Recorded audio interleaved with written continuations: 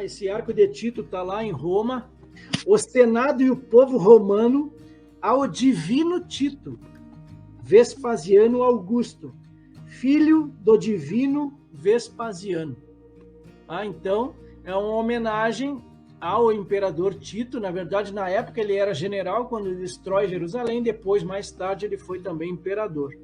Então, esse monumento foi feito alguns anos depois para colocar na história a derrota dos judeus lá no ano 70. Já havia passado ali vários anos disso aqui. Marcos capítulo 13, versículos 7 e 8. Quando vocês ouvirem falar de guerras e rumores de guerras, não se assustem. É necessário que isso aconteça, mas ainda não é o fim, porque nação se levantará contra nação e reino contra reino. Haverá terremotos em vários lugares e também fomes. Essas coisas são o princípio das dores. Aqui em Daniel ele diz que até o fim haverá guerra. Lucas capítulo 21, versículo 24, para a gente fechar esse versículo 26 de Daniel. Cairão a fio de espada e serão levados cativos para todas as nações.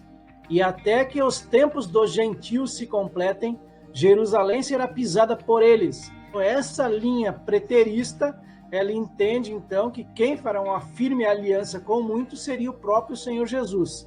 E essa uma semana seria no período ali a partir do batismo de Jesus, quando ele começa o ministério dele, até a crucificação e um pouco mais ali para frente.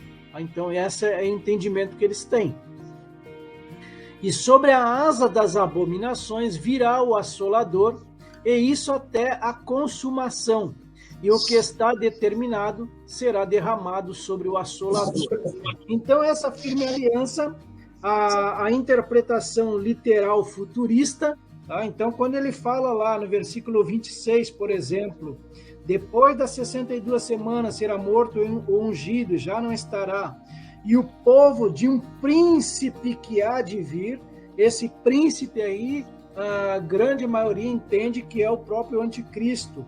Então, o povo seria o povo romano, o príncipe que há de vir seria, então, o anticristo, porque ele fala de futuro aqui, destruirá a cidade e o santuário, e o seu fim será num dilúvio, até o fim haverá guerra, desolações serão determinadas. E quando ele fala, ele fará firme aliança com muitos por uma semana, estaria, segundo a interpretação literal futurista, seria com relação ao anticristo durante a 70ª semana, que é a semana da grande tribulação. Falando do anticristo, lá em 2 Tessalonicenses vai dizer o seguinte: ninguém de modo nenhum os engane, porque isto não acontecerá, ou seja, a vinda de Jesus, ela não acontecerá sem que primeiro venha a apostasia. A apostasia é o abandono da fé, principalmente a fé cristã, e seja revelado o homem da iniquidade, o filho da perdição, falando do anticristo aqui, o qual se opõe e se levanta contra tudo que se chama Deus ou é objeto de culto, a ponto de assentar-se no santuário de Deus, apresentando-se como se fosse o próprio Deus. 1 João, capítulo 2, versículo 18, sobre a vinda dele também, do anticristo.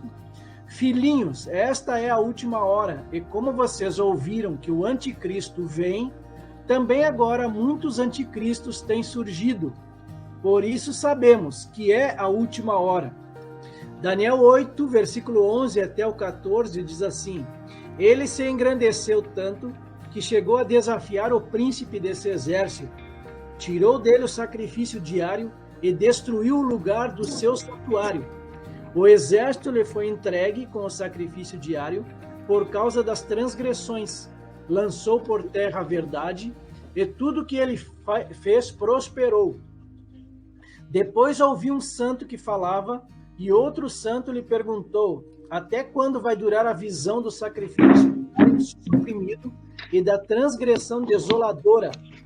Até quando o santuário e o exército ficarão entregues? Aqui eu colocaria o santuário e os judeus, para que sejam pisados aos pés. Ele me disse, até 2.300 tardes e manhãs, depois o santuário será purificado. Daniel 8 ainda, só que no versículo 17, filho do homem, você precisa entender que esta visão se refere ao tempo do fim. Ainda falando sobre o anticristo lá em Daniel 8, 23 até o 26. Quando se aproximar o fim desses reinos e as transgressões tiverem chegado ao máximo, surgirá um rei cruel e mestre em intrigas. Grande será o seu poder, mas não por sua própria força. Na verdade, quem vai dar força para ele vai ser o próprio Satanás. Causará destruições terríveis e prosperará naquilo que fizer. Destruirá os poderosos e o povo santo. Por sua astúcia, fará prosperar o engano. No seu coração ele se engrandecerá e destruirá muitos que vivem despreocupadamente. Ele se levantará contra o príncipe dos príncipes, mas será destruído sem intervenção humana. A visão das tardes e das manhãs que lhe foi dada é verdadeira, mas guarde a visão em segredo, porque se refere a dias ainda bem distantes. Ele falou aqui no versículo 27 que o assolador viria até que a destruição que está determinada se derramasse sobre ele. A gente acabou de ver esse versículo aqui de Daniel 8, tá? Vamos ver mais um que está lá em Daniel também, Daniel capítulo 7, a derrota do anticristo. Ele falará contra o Altíssimo, oprimirá os santos do Altíssimo e tentará mudar os tempos e a lei. E os santos serão entregues nas mãos deles por um tempo, tempos e metade de um tempo. Mas depois será instalada a sessão do tribunal para lhe tirar o domínio, para o destruir e o consumir até o fim. Agora um spoiler aqui, lá em Apocalipse capítulo 19, a derrota do anticristo e do falso profeta, exatamente isso que a gente vem comentando aqui, tá? E vi a besta e os reis da terra, a besta aqui é o anticristo, com os seus exércitos reunidos para fazer guerra contra aquele que estava montado no cavalo e contra o seu exército.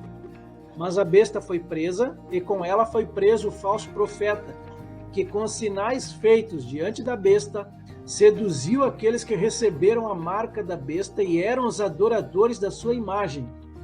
Os dois foram lançados vivos dentro do lago de fogo que queima com enxofre. Os outros foram mortos com a espada que saía da boca daquele que estava montado no cavalo. E todas as aves se fartaram das suas carnes. Isaías 10, 20. Naquele dia, os restantes de Israel e os da casa de Jacó, que tiverem escapado, nunca mais se apoiarão naquele que os feriu, mas se apoiarão no Senhor, o Santo de Israel. Um resto voltará, sim, um resto de Jacó voltará para o Deus forte. Porque ainda que o seu povo, ó Israel, seja como a areia do mar, apenas um resto voltará. Uma destruição está determinada, transbordante de justiça, porque essa destruição já determinada, o Senhor dos exércitos, a executará no meio de toda esta terra.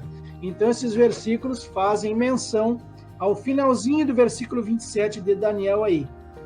Então eles colocam aqui que o decreto da restauração, ela sai então no ano de 444 a.C., e aqui eles colocam até o dia 5 de março de 444, que é o decreto de Artaxerxes, que a gente estudou lá no início, Neemias capítulo 2. Então passam-se 69 semanas, que na verdade aqui são 7 semanas e 62 semanas, então somando as duas, 69 semanas.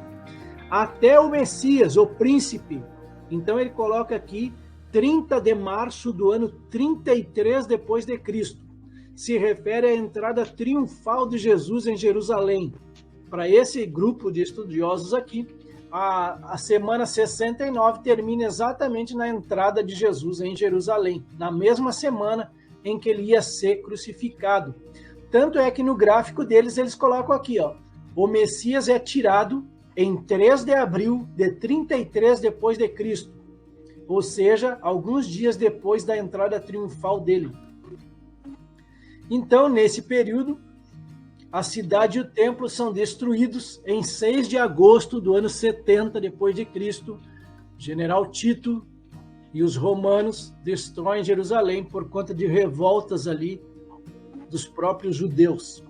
Então, para essa linha de interpretação aqui, a literal futurista, a semana 70 ainda não aconteceu, porém, as 69 anteriores já aconteceu na época de Jesus.